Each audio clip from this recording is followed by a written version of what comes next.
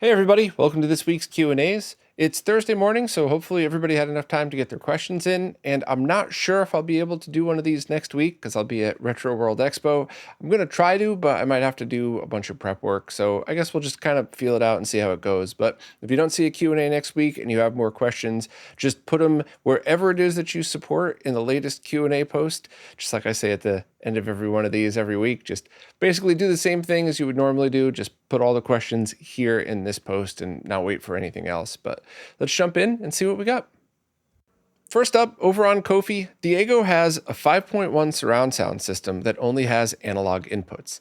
Currently, all of their HDMI consoles are connected to their C4 LG TV. Awesome TV, just like that one back there. And from there, they use the optical out and a DAC to deliver the sound to their 5.1 system. Their question is it possible to use the HDMI ARC port from the TV as an output instead of the optical one? And if so, do I have a DAC that supports HDMI that I could recommend? So yes, definitely, but I'm not sure you're going to gain anything with 5.1 surround sound. Now, I'm not trying to tell you to run out and get anything bigger. I'm just saying with optical audio out, generally speaking, you're going to have all of the channels that you need, and there's going to be some audio compression applied as opposed to ARC, but it might be an overall better solution for your workflow. I have messed with that, and what I ran into was the ARC boxes that I used didn't have all the features that I wanted. What I wanted that I couldn't find, maybe it exists, was ARC output so that when you turn it on, it automatically switches from your TV speakers over to the surround sound and maybe even has some kind of IR blaster so that you could change the volume of your stereo using that. And I couldn't find anything like that. The only thing I could find is essentially a solution for people whose TVs don't have optical out. You plug it into the ARC port, and as soon as it's plugged in, it tells your TV that the audio device is connected. And if you switch it over in your TV's menu to ARC instead of TV speakers, it sends the sound there. And then that would output to whatever you wanted. I think it was HDMI to optical. I think it also broke it out into stereo left and right channels. And I think there's other things you could do from there. So I guess for you, I would just take a step back and kind of think of what's the total goal of this system and this setup. For me personally, the goal that I had was I was trying to keep that NAD 316B amp that I loved. I think that's my favorite 2-channel amp I've ever owned. And yes, I know there's lots of better ones out there for thousands and thousands of dollars, not a couple of $100. And I really wanted an ARC system to control that from my TV, from my remote, and it just didn't work. It wasn't something that anybody was really interested in making a product for, that I could find at least. So then at the end of the day, all I really needed was optical out so that I could put it through a digital to analog converter into it. And then I found that Marantz amp that I did the review on. That Marantz, by the way, put out a firmware update that broke it. Terrible customer service about that, but then eventually put out a firmware update that fixes it. And that amp's been amazing. And it does everything that I could possibly want. As long as you turn off the amp before you turn your TV off, it's a very smooth workflow. And it's only 2 channels, but that works absolutely awesome. And I'm very happy with that solution. But for yours, I imagine it's got to be something similar in that you really like your Logitech Z607, which if I'm remembering correctly, that's a pretty good setup too. And, maybe it fits your room perfect, whatever else, whatever you got. So I think for you, you're going to have to ask yourself a couple more questions and figure out what exactly is the workflow and what you're trying to accomplish. And of course, feel free to follow up and we can continue this conversation and I could try to point you in the right direction. But as someone who spent an unhealthy amount of time messing around with this stuff, feel free to fire away any question you got, because while I might not have all the answers, I could at least tell you where I wasted my time so you don't have to waste yours. Now moving over to Patreon, Faithful has accumulated some Extron gear over the years. After a Marco Retro video in one of mine, they remembered that they own an Extron DVS 605A. They pulled it from the pile and added it to their setup as a 15 kHz downscaler. It works, but it's on an early firmware, and that triggers very strongly their obsession that everything should be on the latest and greatest firmware or software that's available. It's well known that Extron doesn't offer firmware downloads without an account. Are there other ways to get firmware for discontinued devices like the DVS 605A? They checked archive but found nothing. Could someone who owns the unit dump their installed firmware? So a couple of things about this. first of all, I have to share an opinion that I've learned from years of doing the wrong thing. Many, many, many times I have updated to the latest firmware, waiting for the next feature, being a eager nerd looking to try something out, and I've destroyed my setup in the process. I now, after, I mean 20 years of just doing the wrong thing, I leave my stuff that I'm not testing, stuff in like a locked setup, like what you see behind me. Locked for me is like 3 weeks without doing anything, but whatever. I try to keep that. If it's working and nothing is wrong with it, I don't touch it. The perfect example is what I just talked about with the Marantz receiver that worked flawlessly, and then it didn't, and then it did again. So I wouldn't worry about that at all if I were you. If it's working and it does what you need it to do, I would absolutely leave well enough alone, just for fear of what could happen next. Also, you never know. Maybe you're going to get a mislabeled file and it'll brick the unit.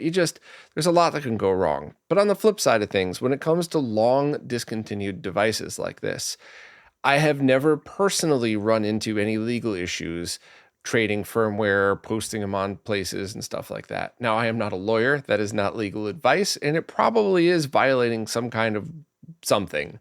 But I personally, my own personal opinion as of now that I'm recording this, is that if I had a firmware for that Extron device, I would have no problem just throwing it up on a file sharing service and leaving the link for you. I don't actually, and I just sold my DVS as well. But so if anybody has one out there and they'd be willing to share it, maybe just post a message in the comments saying, hey, I have the firmware, and we'll figure out a way to get it to you. Because remember, the YouTube comments, not the support service comments, but the YouTube comments deletes all links, and it doesn't even show up in my held for review folder. But if you're on the support services, you could drop a link there. If not, just talk it out with me in the comments and we'll figure it out, or DM me if you know where to find me, I guess. But yeah, I personally wouldn't worry about it. I'm not telling anybody to, because I don't know what the legal ramifications are. But I can't for the life of me think that a company who is generally very good to their customers is going to take legal action for you uploading a firmware update for a product they don't make and support anymore. But that's just my guess. So if anybody's willing to give it a shot, figure out how to get a hold of myself or Faithful. And, if you want to upgrade, go for it. But once again, I wouldn't take the chance as long as it was doing everything that you knew it needed to do for you. Martin wanted to follow up about the failed N64 advanced RGB installation, and it's no longer failed. Martin was able to get it working. And not only that, Martin was able to do it without cutting any corners, using the correct socket installation and having everything done the way they originally had planned. So congrats, that is awesome. I took a look at your pictures. Your installation looks fine. There's absolutely nothing wrong with it. But here's where I could give tips for the future. But just to be clear, no shade thrown, nothing but positivity and congrats, but I wouldn't be doing my job if I didn't also try to help you for your next steps in the future. And what I see here is a good installation with good wire management. But one of the things that I've noticed, and I do this on my own installs, is all the wires are totally fine. However, this is where those artistic looking installations actually become a little bit better of a real install as well. Because it's very easy to see those and just go, oh, they're just trying to get it to look fancy. Like, I don't care. And sometimes that's right. But very often for things like this, I could see the wires plugging or soldered onto the N64 advanced board are slightly different lengths. And while it shouldn't matter at all, as you get better at these things, try to make it so that when you're soldering the wires to the board itself, you then trim them down so that they all flow evenly around each other. And this is for wire management. This is also to make sure that things don't slowly pull in one direction and bridge after a period of time. And yes, it also looks fancy, but whatever. And this is also, and hold your breath, everybody. People are going to rage out, but this is also where a little dab of glue might help. Not on the solder joints, not to hold the connections in, but you have a zip tie exactly where it's supposed to be. That's cool. But over where the wires come back around, if you wanted to, if you felt like there was any pull going on, you could put a tiny little dab of hot glue on, just a dab underneath where the wiring harness is together, and then push the wires into that. Not on the solder joints, not near the board, just on the metal. And yeah, eventually it'll pop off, but then you just have a non-conductive tiny little bit of glue flopping around. It's not the end of the world. You don't need to do that. You could, while you probably wouldn't need to do that at all with this installation because your zip tie is holding it in place, I'm just throwing out ideas here so that in the future, whatever mod you do next, you could visualize it, you could use your previous experiences and just say, okay, how can I get this run around so that everything's in place so that if I move and I accidentally drop the console, the wires don't pull something out. Basically just going above and beyond each time. Now, once again, this installation looks totally fine. And if it's working, you're good to go and I wouldn't worry about it. And for me personally, anybody who's watched my live streams has witnessed this. When I do an install, especially for something I'm testing, I will slap it together. Yours looks spectacular compared to the stuff that I do at first. I'll slap it together, I make sure it works. Then I go back and I trim down the wires and I kind of make it look nice, or I might even change out the wires depending on after I do the install for the first time, what do I find? Do I want to route them in a different way, whatever else? And because it's me and I'm always swapping mods out and trying different things to test for people, I may actually leave excess wire just so that I could snip it, put something else in its place and have all the wires there. But I would make sure to do so in a way where they're run along a spot where they don't get bunched up. There's no chance of pulling or anything like that. So basically, you did a great job. Nothing but pats on the back and thumbs up. But every time you do these, you're just going to get a little bit better and a little bit better. And I'm glad you took pictures because I think a year from now, you're going to look back at this and go, all right, I'm proud of that work, but look what I got now. So congrats. Awesome job. And it's just cool to see that you're able to work through this and be patient and get it done. So keep them coming. Looks great. David Madden just picked up a second Saturn that displays noticeable horizontal ghosting when used with composite video. It does not do the same thing if used with HD RetroVision cables, only composite. So they're wondering what is the cause of this and why they're seeing it. So I'm going to assume that because you mentioned that you have two consoles, this is also something where your original Saturn doesn't do this with composite, but your newer Saturn that you picked up does do this with composite. And that gets back to all of the analysis that we've been doing forever as to why certain consoles display better video than others. Sometimes it's board routing, sometimes it's the chips used, sometimes it is capacitors on the video circuit. And that's definitely something that you see with Super Nintendos now. It's at the point where I would say don't bother installing Voltar's mod, or I guess really any one-chip bypasser mod if you're not going to do the caps as well, because we've proved that out time after time after time, especially not so much when I started RetroRGB, but really the past 5 years, we've started to see it get worse. So caps on the video line could absolutely be part of it, but it could also just be the composite video circuit, the encoder chip, especially if you're using like a Model 2 versus a Model 1. And I'm also assuming it's the same cable, of course, on both of those. So, that's certainly something to double check. Make sure that the problem doesn't occur on the other Saturn that you have. And if it really is just down to this one, you could try to do something like just trace out where the composite video capacitors are on the video circuit and try replacing those. And that would be a fairly easy thing to do and just see if that improves it. And that might be a fun thing to do if you're a nerd like me and you just want to know the answers to these things. But it might just be something completely out of your control altogether. Couple of months ago, maybe a year ago now, I was talking to somebody that dug into Saturn video issues and confirmed what I've been saying for a decade about some Saturns are absolutely sharper than others. I got called quite a few names for that in the beginning, but I've stuck to my guns because I know for a fact what I saw. And finally, people were swinging around and having actual technical data to back that up. And it is not a giant difference. It is not like a 2-chip SNES to 1-chip difference, but it was something that I noticed because this is what I'm trying to do. I'm trying to help people get the best out of their consoles. So it could be any one of those things. I would just, if you wouldn't mind, confirm that it only happens on this one. And also, what region are you in? Because you mentioned the second Saturn is a Japanese Model 1. So are you using a Japanese Saturn and a PAL Saturn? Or, what else is going on here? That could possibly be a factor, but probably not, especially if you're able to use them all on the same displays and stuff like that. Also, David mentioned that the reason they picked up a second Saturn is because they wanted a system to play discs on, and their othe Saturn has an ODE. And I just wanted to once again share my opinion that Sometimes that's much cheaper. Not always, but there are certainly cases where people want NTSC and PAL switches built in, and sometimes that might be the perfect solution.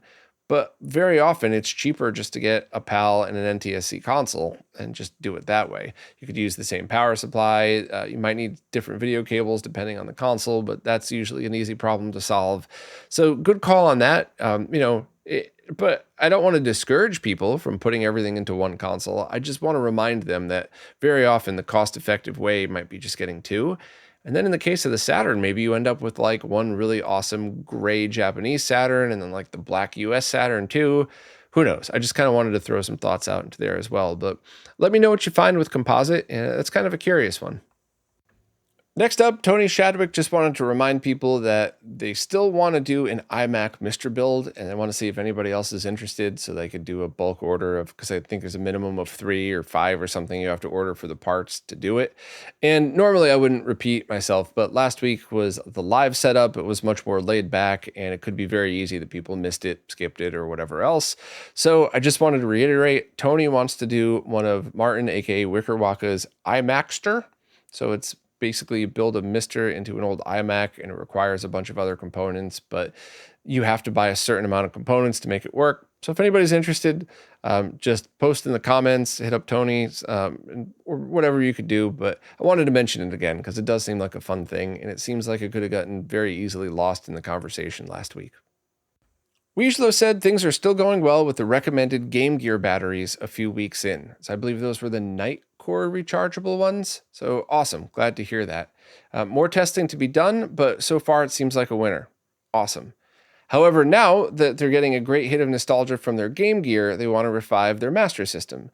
It works, but the shell is in really rough shape. Has anyone ever designed a replacement shell for the Master System? They know it won't be cheap, but they can't seem to track anything down. I don't think so. I certainly haven't heard of anybody doing it, and you would have had to have gotten a 3D printed version if so. But now is the time to look into paint jobs.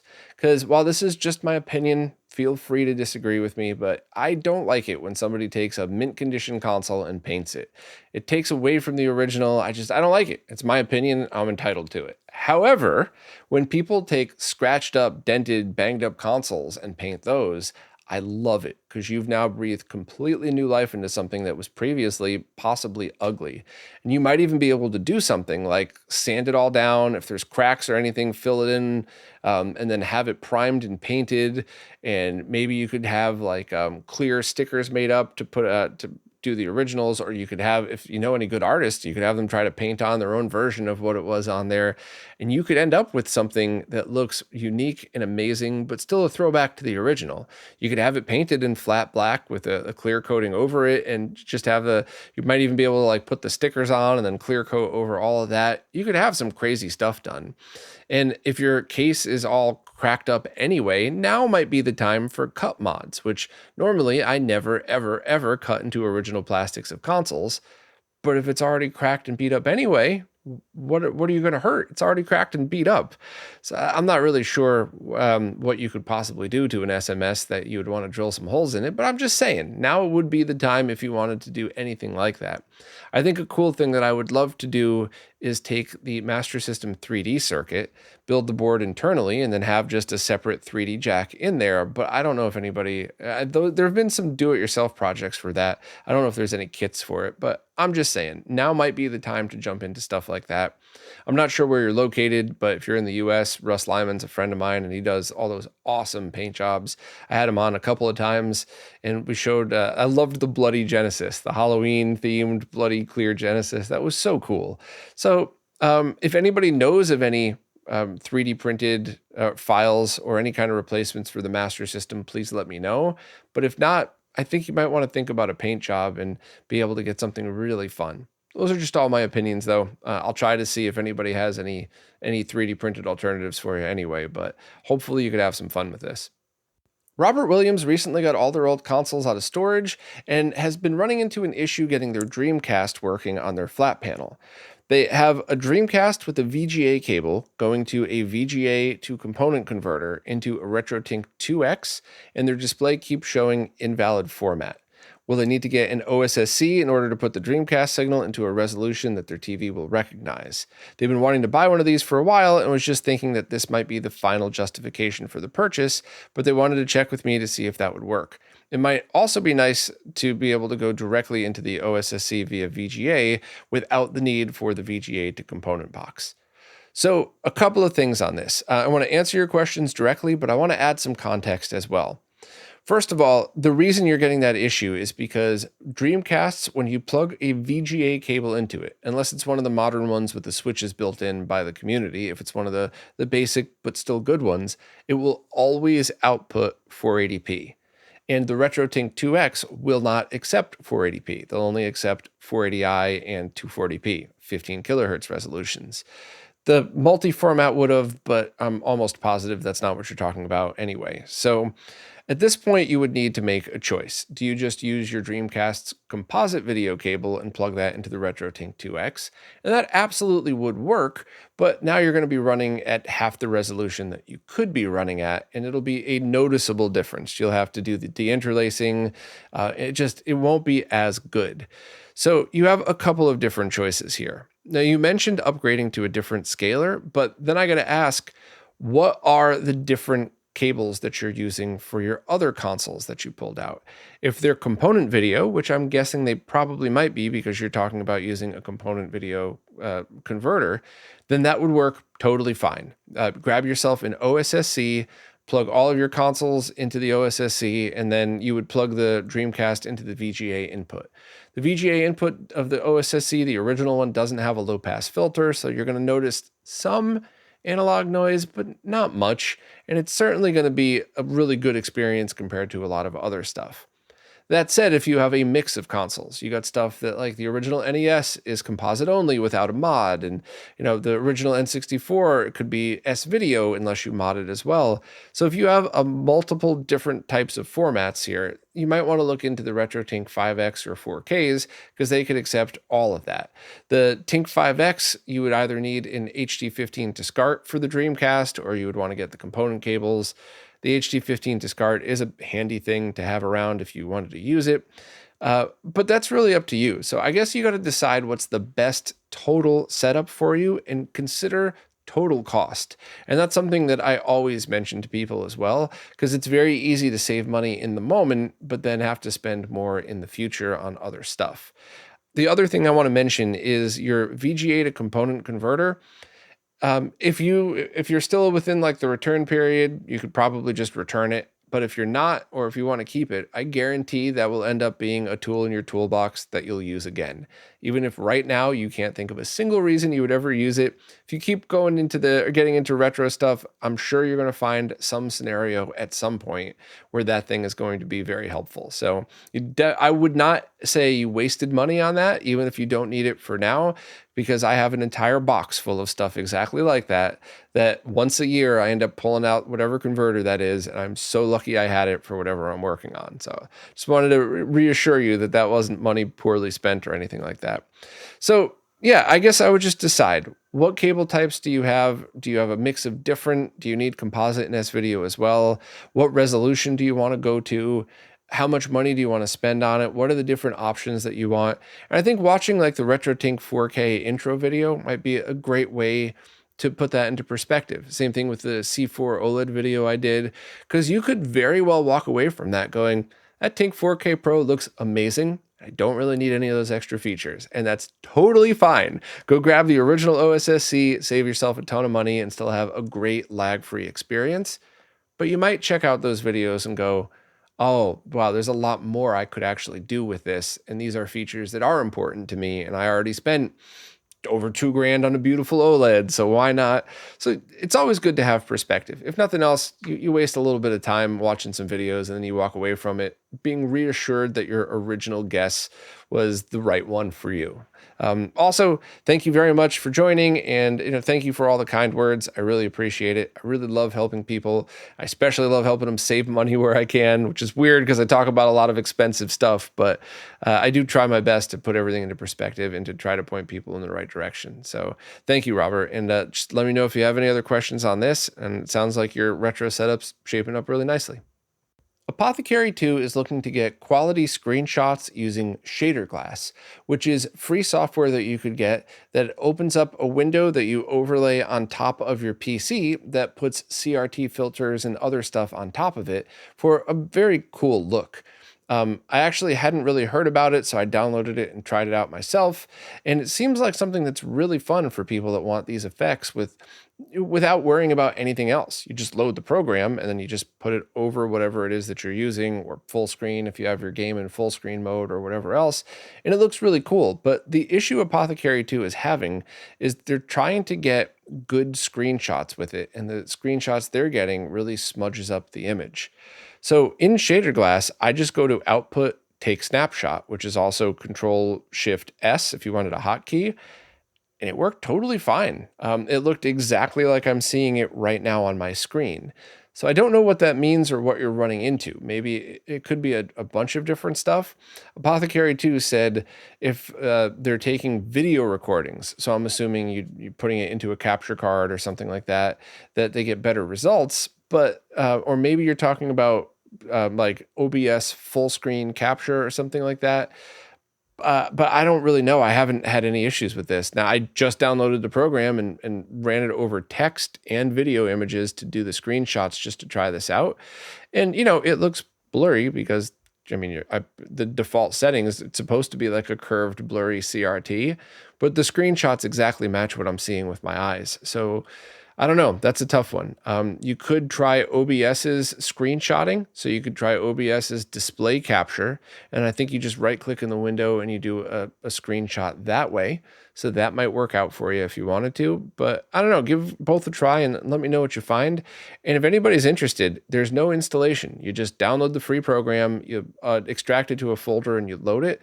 Because any old school nerds probably hate installing a million programs on their computer. I certainly do, but there's no installation. You just run it. So I strongly recommend people check this out because it looks cool.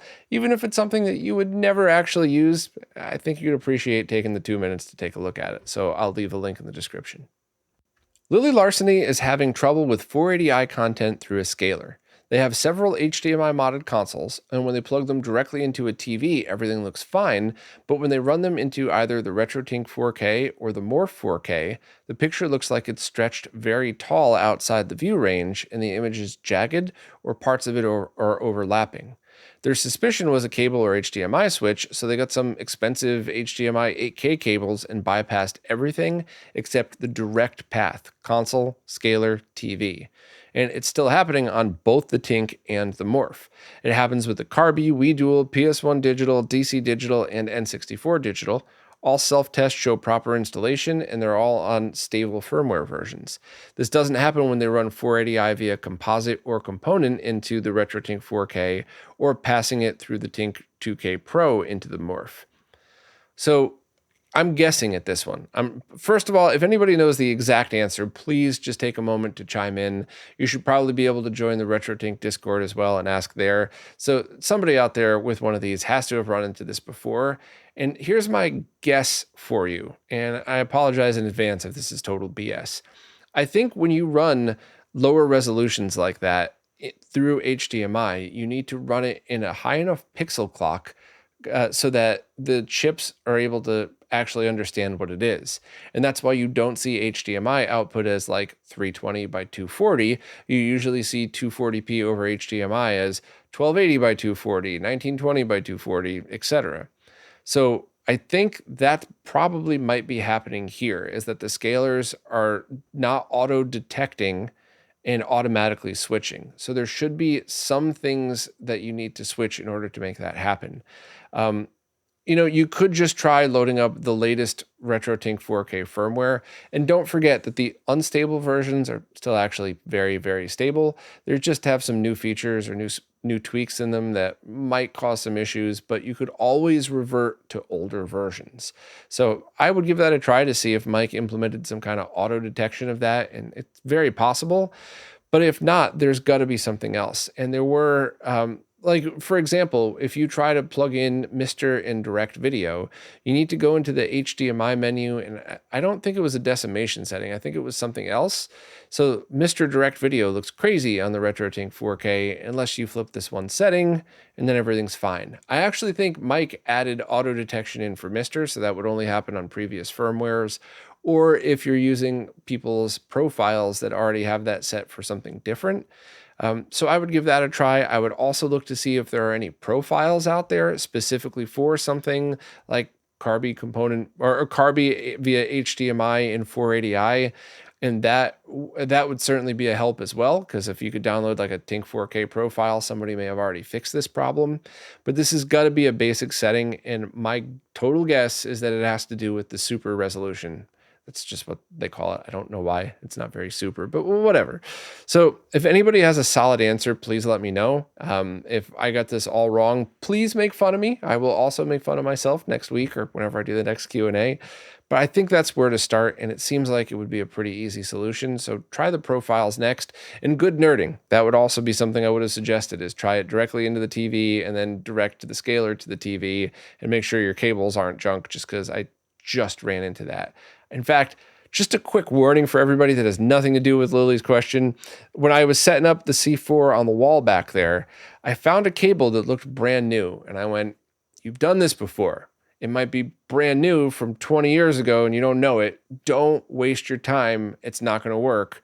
And guess what happened? The cable doesn't really work with 1080p. It must have been a ridiculously old cable that I just found. So good call on the cables too, just in case. Maybe the cable was broken, maybe it was old, but so good call on that one. That was definitely something that could have been, because you never know, just like the weird issue I ran into. And what a shock, swapped the cable out with one of the good ones I bought last year, and everything's perfect. So good nerding, Lily. I just hopefully this is an easy one that would be able to get you back up and running quick.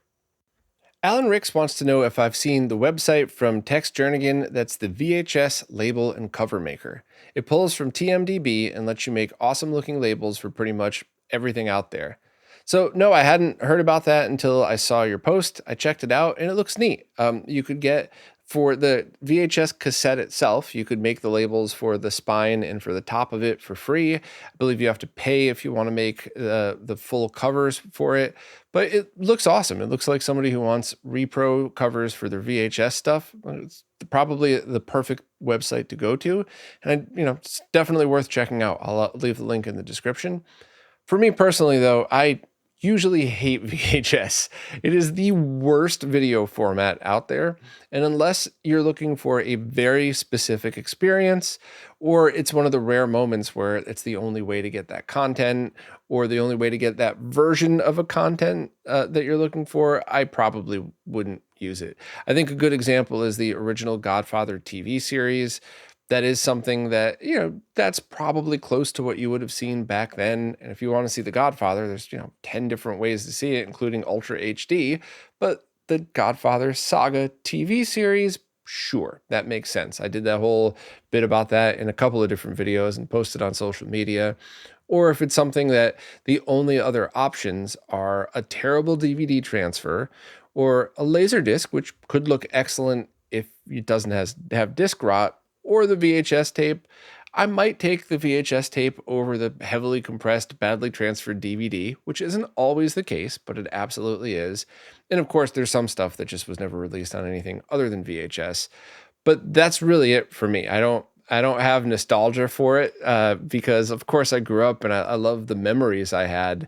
It just, after doing all of the research for my VHS transfer stuff, I realized how lossy of a format it actually is and how much information you're losing. I mean, it's like half the data that you would get from a good transfer of something. So while I like the idea, and I certainly think it's fun, and I could see it fun even if you're not using the tapes. Like I could totally see myself finding a broken VHS tape or, that's totally destroyed, but still in physical good condition, and making myself a fun label and case for one of my videos, or just a fun thing to put on the shelf. That totally seems like something I would think is hilarious and would love to do.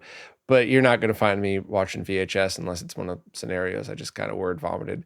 Sorry for my little mini rant about that. I see a nostalgia resurgence for VHS, and I just wonder if people realize what they're actually doing. Because going for that experience, cool, I understand that. But I've definitely heard people say things like, oh, this is the right way to watch this movie. And probably no, probably definitely not. So Alan, it seems like for you, though, I'm certainly not throwing any shade your way. It just seems like you've just been making some cool VHS releases whenever you want to have some fun stuff to display. And that sounds awesome. So I will happily put the link to this in the description. I just wanted to put my little nerd disclaimer in there because after everything that I've learned about VHS, I think if you were as deep into it as I would, you'd probably feel the same way as well. Next up is a question from Firebrand X that I want to know your answers to all of this because I think this is great info to know. But FBX wants to know what's the best NES to Famicom cartridge adapter. It seems like there's quite a few that don't handle short lead carts like Dragon Warrior. They want one that works great and there are no surprises like that, and they'll make it themselves if they have to. So first of all, I'm pretty sure that's what we're all going to have to end up doing. Anytime we want something like this done right, we're probably going to have to be the ones that do it. In fact, the opposite, the Famicom to NES adapter that I found that I genuinely liked, didn't have the Famicom audio jacked into it. You know, the jumper wire that you would have to put, that should just be right on the PCB, or it should be a little switch on the PCB, even if it's covered by the plastic, so the average person would have to open it up so they don't accidentally send the signal the wrong place. But there was nothing. I had to open it up and mod it myself. I told that story just to tell, like, we're probably going to have to make our own for all of these things. So does anybody know, are there existing quality NES to Famicom cartridge adapters out there? And if not, let's get one made and let's cover all ground to it. I'd love to see the opposite as well. I think the one big thing holding people back is putting a bunch of money into developing a product, testing it, getting the cases made, even 3D printing, whatever else. You're dumping a lot of time and a lot of money into something where your average retro nerd is just going to jump on Amazon and buy the $10 one and kind of go from there. So I get it. I get why this isn't something that everybody's talking about, but we need it. And there are people that would pay the extra money for it. And even if it ends up being an open source project, maybe we have like one run of production done and, you know, a couple of stores, maybe just all chip in and keep stock of them, knowing that there'll be a slow trickle, but there'll be items that people need. I don't know, but let me know. Maybe there is something already and I'm just totally missing it. I would love, in fact, if I was dead wrong about this and there's already an awesome one that, you know, a bunch of people are using that I just forgot about or something, I would love to be wrong about that. But if not, we're probably going to have to do it ourselves. So let me know what there is. And just a polite reminder, the name of it. If you're going in the YouTube comments, just the name of whatever it is. The support services, you could post links, just not in the YouTube comments. Well, that's it for this week. I already talked about possibly not being able to do one next week and where to leave your comments and everything, so I'll just skip to the thank yous. I will also say, if you've seen my eyes darting around during this Q&A session, there's a bunch of people going for walks in the neighborhood because it's a beautiful day out, and all of them are frantically typing into their cell phones, not looking where they're going, and two of them almost ran into one of the parked cars right in front of me, and it was awesome. I understand, right? You probably are still working from home and you're still trying to respond to emails and make it look like you're working, but you want to enjoy being outside. I get it, but holy crap, look up. Don't run into cars.